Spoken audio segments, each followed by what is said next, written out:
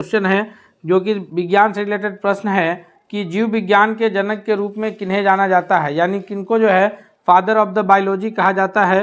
तो father of the biology के नाम से जो शख्स जाने जाते हैं उनका नाम है एरिस्टोटल, यानी अरस्तु को जो है जीव विज्ञान का पिता कहा जाता है। नेक्स्ट क्वेश्चन की ओर बढ़ते हैं हम लोग। दूसरा क्वेश्चन क्या है? दूसरा क्वेश्चन है कि नील आर्मस्ट्रॉन्ग ने चंद्रमा पर कदम कब रखा। नील आर्मस्ट्रॉन्ग जो है ये पहले व्यक्ति हैं जिन्होंने चंद्रमा पर अपना पहला कदम रखा था, यानी चांद पर जाने वाले ये पहले व्यक्ति हैं। नील आर्मस्ट्रॉन्ग के साथ हालांकि एक और व्यक्ति साथ ही गए थे, लेकिन चूंकि इन्होंने पहला कदम रखा था इसलिए इनका नाम याद रहता है, उनका नाम हम लोग भूल जाते हैं। नील आर्मस्ट्रॉन्ग के साथ में जो व्यक्ति गए थे उनका नाम था एडविन एल्ड्रिन, याद रखेंगे हम लोग। और नील आर्मस्ट्रॉन्ग, तो नील आर्मस्ट्रॉन्ग ने चंद्रमा पर जो अपना पहला कदम रखा था वो 21 जुलाई 1969 ईस्वी को, यानी ऑप्शन नंबर सी जो है वो सबसे सही उत्तर के रूप में जाना जाएगा। नेक्स्ट क्वेश्चन की ओर चलते हैं। क्वेश्चन नंबर तीसरा है कि प्रकाश वर्ष किसका मात्रक है। प्रकाश वर्ष जो है यानी प्रकाश के द्वारा जो एक वर्ष में तय की गई दूरी प्रकाश वर्ष के रूप में जानी जाती है। प्रकाश वर्ष जो है वह दूरी का मात्रक है, इसलिए ऑप्शन नंबर ए तीसरा नंबर प्रश्न के लिए सबसे सही उत्तर होगा। और दूरी को जो दूरी मापने का जो सही मानक है एसआई यूनिट में वह तो मीटर है, लेकिन जो दूरी मापने का सबसे बड़ा मात्रक है वो पारसेक है, यानी वो प्रकाश वर्ष से भी बड़ा है। प्रकाश वर्ष दूरी मापने का बड़ा मात्रक है, लेकिन उससे भी बड़ा जो दूरी मापने का सबसे बड़ा मात्रक है वो पारसेक है, और दूरी मापने का जो एसआई मात्रक है स्टैंडर्ड मात्रक है वह मीटर है। हम लोग एक एक प्रश्नों को देखेंगे। इससे पहले आपसे हम एक बार रिक्वेस्ट करते हैं कि अगर आप चैनल पर नए हैं दोस्तों तो चैनल को जरूर सब्सक्राइब कर लीजिए तथा बेल आइकन को दबा लीजिए ताकि कोई भी अपडेट्स आए तो सबसे पहले आप तक पहुंचे। अगले क्वेश्चन की ओर बढ़ते हैं। क्वेश्चन नंबर चौथा है कि बस में ड्राइवर के पास में लगा हुआ दर्पण कौन सा दर्पण होता है। तो बस में जो ड्राइवर के पास में लगा दर्पण होता है जो साइड मिरर के रूप में इस्तेमाल किया जाता है, बस हो या कोई भी फोर व्हीलर हो या मोटरसाइकिल हो, इन सभी गाड़ियों में जो दर्पण का प्रयोग किया जाता है वह है उत्तल दर्पण, यानी ऑप्शन नंबर ए जो है वो चौथा नंबर क्वेश्चन के लिए सही उत्तर होगा। उत्तल दर्पण का इस्तेमाल क्यों होता है? क्योंकि उत्तल दर्पण में हमेशा वस्तु से छोटा प्रतिबिंब बनता है। बाकी जो सामान्य दर्पण है जिसे समतल दर्पण कहेंगे उसमें वस्तु के बराबर बनता है, और अवतल दर्पण में वस्तु से बड़ा भी बनता है और एक केस में वस्तु से छोटा प्रतिबिंब भी बनता है। तो इसलिए जो है अवतल दर्पण का जो प्रयोग है वह जनरली यूज किया जाता है किसमें? हजामती दर्पण के रूप में। नेक्स्ट क्वेश्चन की ओर बढ़ते हैं। क्वेश्चन नंबर पांचवा है कि हीरे की जो चमक होती है उसका कारण क्या है। हीरा क्यों चमकता है? इसका सबसे बड़ा कारण यह है कि हीरा जो है एक तो सबसे कठोर पदार्थ है, इस रूप में भी जाना जाता है। दूसरा, हीरे के चमकने का कारण यह है कि हीरा के द्वारा जो है वो पूर्ण आंतरिक परावर्तन होता है। इंग्लिश में इसको जो है टोटल इंटरनल रिफ्लेक्शन के नाम से जानते हैं। पूर्ण आंतरिक परावर्तन के कारण जो है हीरा इतना चमकता हुआ प्रतीत होता है, यानी पांचवा नंबर प्रश्न का सबसे सही उत्तर जो है वो ऑप्शन नंबर बी के रूप में जाना जाएगा। नेक्स्ट क्वेश्चन की ओर बढ़ते हैं। क्वेश्चन नंबर छठा है कि सूर्य की ऊष्मा जो पृथ्वी तक आती है वो कैसे पहुंचती है। तो सूर्य की ऊष्मा जो पृथ्वी तक पहुंचती है वह तेज गति के कारण या विकिरण के द्वारा या तरंगों के द्वारा या फिर कम गति के द्वारा। तो सूर्य की जो प्रकाश की किरण है, सूर्य के प्रकाश को पृथ्वी तक आने में लगभग 8 मिनट 20 सेकेंड का समय लगता है, लगभग में 8 मिनट याद रखेंगे हम लोग। और ये जो ऊष्मा सूर्य की रोशनी में जो हम लोग बैठते हैं और गर्मी का उससे एहसास होता है, तो यह ऊष्मा इस वजह से आती है पृथ्वी तक, विकिरण के द्वारा जो है यह ऊष्मा सूर्य की पहुंचती है कहाँ? पृथ्वी तक। नेक्स्ट क्वेश्चन है, क्वेश्चन नंबर 7वां है कि वायुमंडल का सबसे ऊपरी भाग में वायुमंडल के ऊपरी भाग में ओजोन हमारी रक्षा किससे करता है। तो ओजोन परत जो है जो O3 के रूप में जाना जाता है, यह ओजोन जो हमारी रक्षा करता है वो पाराबैंगनी किरणों से हमारी रक्षा करता है। और अगर पाराबैंगनी किरण पृथ्वी तक पहुंच जाए तो उससे सबसे बड़ी बीमारी ये होगी कि चर्म रोग जो है, स्किन डिजीज जो है वो प्रॉब्लम्स होगा। तो ये ओजोन जो है उसको रक्षा करता है। लेकिन लगातार जो इस्तेमाल हो रहा है साइंस में और क्लोरोफ्लोरोकार्बन गैस का जो उत्सर्जन हो रहा है मोटर गाड़ियों से, एसी से, रेफ्रिजरेटर से, तो इससे ओजोन परत में क्षय होने का लगातार खतरा बना हुआ है। इसीलिए जो है वायुमंडल को संरक्षण हेतु आवश्यक है कि अधिक से अधिक पेड़ पौधे लगाए जाने चाहिए। नेक्स्ट क्वेश्चन की ओर बढ़ते हैं। क्वेश्चन नंबर 8वां है कि एनीमोमीटर का उपयोग किसके लिए किया जाता है। यानी कि एनीमोमीटर के द्वारा जो है क्या मापा जाता है, वह ऊष्मा के वेग को गति के वेग को मापता है, या फिर ऊष्मा के वेग को, या पवन के वेग को, या फिर ऊर्जा के वेग को। तो 8वां नंबर क्वेश्चन का जो सही उत्तर है कि एनीमोमीटर के द्वारा जो है वह पवन के वेग को मापा जाता है, यानी ऑप्शन नंबर सी जो है सबसे सही जवाब है। 9वां नंबर क्वेश्चन है कि इंसुलिन की खोज कौन किए थे। जी, इंसुलिन की खोज करने वाले जो है वो बैंटिंग है, या फिर डोमेक ने, या रोनाल्ड रॉस ने, या फिर हार्वे ने। तो 9वां नंबर क्वेश्चन का जो सबसे सही जवाब होगा दोस्तों वो ऑप्शन नंबर ए है कि ये इंसुलिन की जो खोज है वो बैंटिंग ने किया था, और रोनाल्ड रॉस जो है वो मलेरिया की खोज जो है करने के रूप में जाने जाते हैं। मलेरिया की जंग रॉस के संग ये जो है SCERT का जब हम लोग किताब पढ़ते हैं तो 5वां के ही किताब में, क्लास के किताब में हमें ये जानकारी मिलती है। रोनाल्ड रॉस जो है वो मलेरिया की खोज के बारे में जाने जाते हैं। नेक्स्ट क्वेश्चन है, क्वेश्चन नंबर 10 है कि किस धातु का गलनांक सबसे अधिक होता है, यानी कौन सी धातु उच्च ताप के कारण जो है पिघलता है। तो धातु जिसका गलनांक सबसे अधिक होता है वह है टंगस्टन। तो इसी वजह से जो है विद्युत बल्ब के फिलामेंट में अभी जो व्हाइट कलर का बल्ब जलता है यह LED बल्ब है, यानी LED जिसका पूरा नाम जो है लाइट इमिटिंग डायोड होता है। LED बल्ब है जो कि कम ऊर्जा खपत करता है, लेकिन जो बल्ब जो लाल रोशनी देने जिसमें फिलामेंट लगा होता था वो बल्ब जो है उस टंगस्टन का वायर का उसमें फिलामेंट लगा रहता था, क्योंकि टंगस्टन का जो गलनांक है वो काफ़ी उच्च गलनांक है, इसी कारण उसमें जो है विद्युत के बल्ब में टंगस्टन का वायर इस्तेमाल होता था। नेक्स्ट क्वेश्चन है, क्वेश्चन नंबर 11 है कि किस शासक के प्रयास से नालंदा विश्वविद्यालय की स्थापना हुई थी, यानी नालंदा विश्वविद्यालय के संस्थापक के रूप में कौन जाने जाएंगे। तो नालंदा विश्वविद्यालय जो कि नालंदा में था, बख्तियार खिलजी के द्वारा जो है इसके हानि पहुंचाया गया था। ये नालंदा विश्वविद्यालय की स्थापना कौन किए थे, अशोक, हर्षवर्धन, बिंबिसार, या फिर कुमारगुप्त प्रथम। तो 11वां नंबर क्वेश्चन का जो करेक्ट आंसर है ऑप्शन नंबर डी है कि नालंदा विश्वविद्यालय की जो स्थापना है वह कुमारगुप्त प्रथम के जो है प्रयास से हुआ था, अर्थात ऑप्शन नंबर डी जो है इसका सबसे सही जवाब है। नेक्स्ट क्वेश्चन है, क्वेश्चन नंबर 12 है कि सोनपुर नगर जो है वो किस जगह पर स्थित है, किस नदी के तट पर स्थित है। सरयू नदी के तट पर, गंडक नदी के तट पर, सोन नदी के तट पर, या फिर गंगा नदी के तट पर। तो दोस्तों याद रखिएगा सोनपुर नगर जो है जो एशिया का सबसे बड़ा पशु मेला के रूप में जाना जाता है, सोनपुर पटना के समीप में, वह गंडक नदी के तट पर स्थित है, ना कि जो है ये हम लोग कहेंगे कि सोन नदी, बल्कि सोनपुर जो है वो किस नदी के तट पर स्थित है, गंडक नदी के तट पर। वहीं उसी आसपास में जो है गंगा में आकर के दक्षिण से सोन नदी भी मिलती है। नेक्स्ट क्वेश्चन की ओर बढ़ते हैं, अगला क्वेश्चन देखते हैं। क्वेश्चन नंबर 13 है कि निम्नलिखित में से कौन सा महाजनपद जो है वह वर्तमान बिहार में के स्थित नहीं था।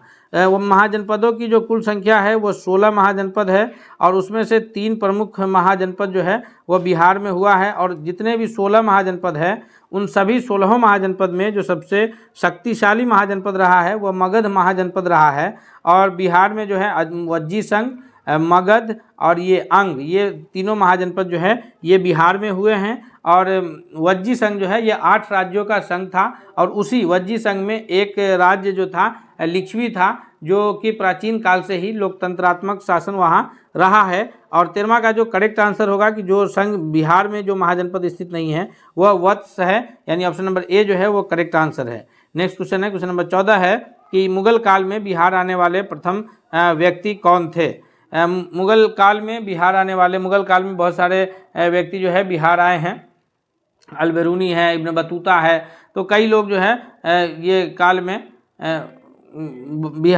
भारत आए थे। उसमें बिहार आने वाले प्रथम कौन है, मुल्ला तकिया है, अब्दुल लतीफ़ है, मोहम्मद सादिक है, मुल्ला बहानी है।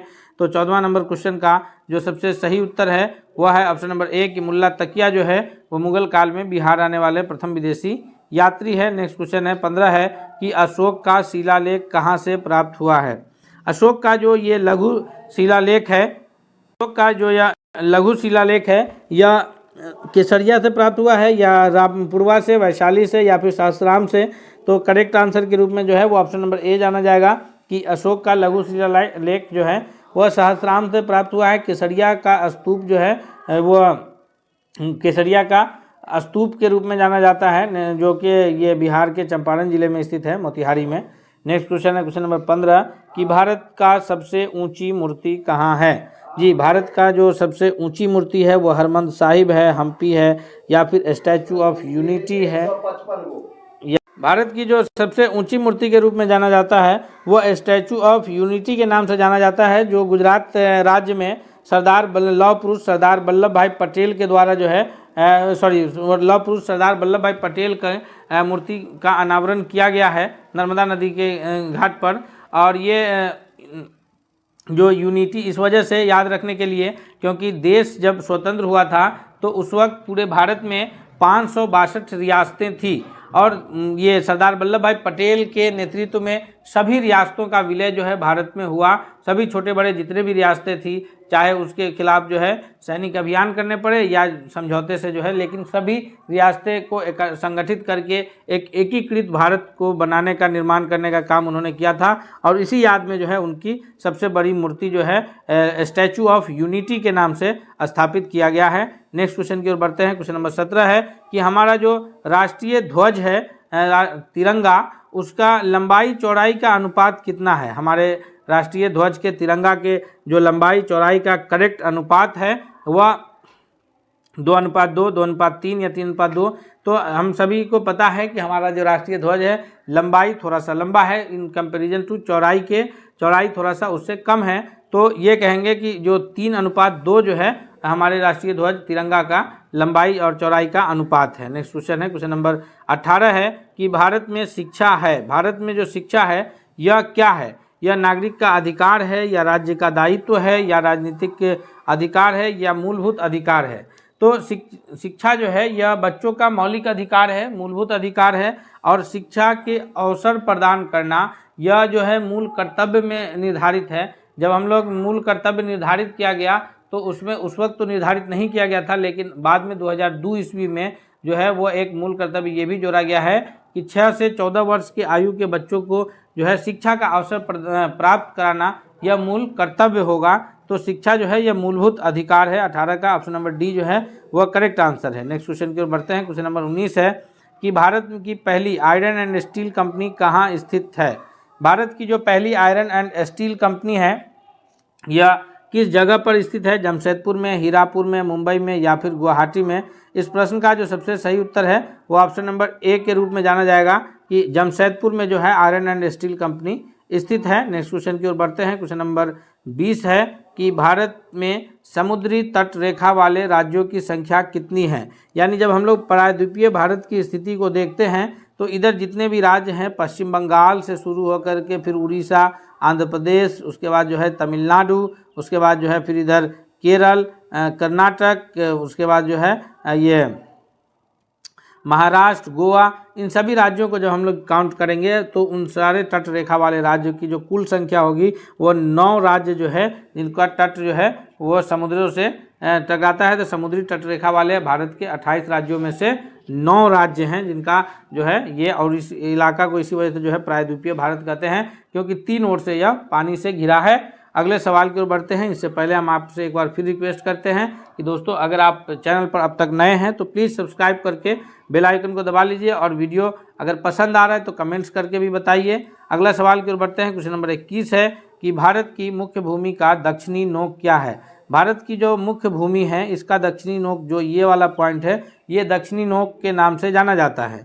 हालांकि अगर भारत का दक्षिणतम बिंदु की हम लोग बात करेंगे तो इधर बंगाल की खाड़ी में स्थित अंडमान निकोबार द्वीप समूह, जो कि 6 डिग्री 4 मिनट उत्तरी अक्षांश पर जाकर के मिलता है, वो इंदिरा पॉइंट कहलाता है। लेकिन मुख्य भूमि का जो तमिलनाडु में यह दक्षिणतम बिंदु है, यह कैप कैमोरिन के नाम से जाना जाता है, या फिर कन्याकुमारी कहते हैं, या केप कैमोरिन कहते हैं। ऑप्शन नंबर बी जो है 21वां नंबर प्रश्न के लिए सबसे करेक्ट आंसर के रूप में जाना जाएगा। नेक्स्ट क्वेश्चन की ओर बढ़ते हैं। क्वेश्चन नंबर 22 है कि भारत के किस प्रदेश की सीमाएं 3 देश, कौन कौन से 3 देश, तो नेपाल, भूटान एवं चीन से संयुक्त रूप से लगती है।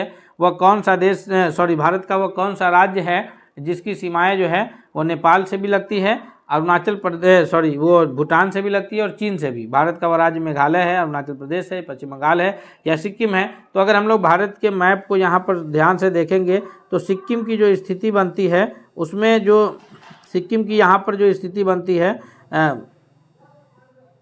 तो यहाँ पर सिक्किम का जो स्थिति है वो एक ओर से उसे नेपाल भी टच है, दूसरी ओर से भूटान और चीन का भी जो है वहाँ पर सीमा लगता है, अर्थात वो राज्य सिक्किम होगा जिसकी जो स्थिति है वो नेपाल, भूटान और चीन तीनों से मिलती है। नेक्स्ट क्वेश्चन की ओर बढ़ते हैं। क्वेश्चन नंबर 23 है कि भारत का सर्वोच्च पर्वत शिखर कौन है। दुनिया का सर्वोच्च पर्वत शिखर की बात आएगी तो हम लोग सभी जानते हैं, यूनिक नाम नहीं है, वह है माउंट एवरेस्ट। माउंट एवरेस्ट जो है वो दुनिया का सबसे ऊंची चोटी है, 8,848 मीटर ऊंची है और उसको नेपाल में जो है पड़ोसी देश हमारा जो हमारे भारत के उत्तर में स्थित है वहाँ सागर माथा के नाम से जाना जाता है। और जो भारत का सबसे सर्वोच्च पर्वत शिखर है, 23वां नंबर प्रश्न का जो करेक्ट आंसर है वो ऑप्शन नंबर सी है कि गाडविन ऑस्टिन जो है वो K2 के नाम से जाना जाएगा। और अगर हिमालय की सर्वोच्च पर्वत शिखर के रूप में पूछा जाए जो भारत में स्थित है, हिमालय की सर्वोच्च पर्वत चोटी जो भारत में स्थित है, क्योंकि माउंट एवरेस्ट तो नेपाल में है तो वह फिर कंचनजंगा जाना जाएगा। ऑप्शन नंबर ए होगा वैसे के लिए। और गाडविन ऑस्टिन जो है ये भारत की सर्वोच्च पर्वत शिखर है।